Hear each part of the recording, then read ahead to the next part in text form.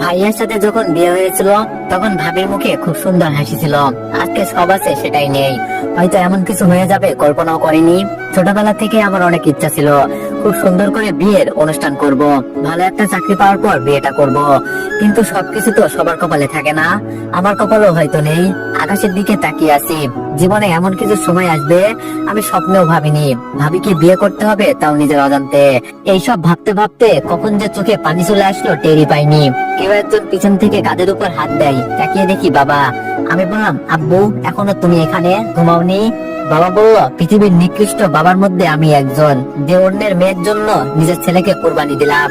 আমি নিশ্চুপ। বাবা বলল, তোর সাথে আমি অনেক বড় অন্যায় করেছি। এই বয়সে সবাই ঘোরাফেরা করতেছে আর আমি তোর কাঁধে সব চাপ তুলে দিলাম।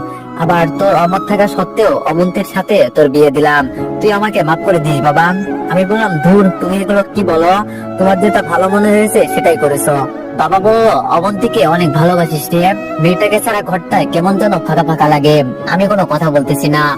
বাবা বলল, যা, অনেক রাত হয়েছে, এবার ঘরে যা। মেয়েটা অনেকক্ষণ ধরে বসে আছে।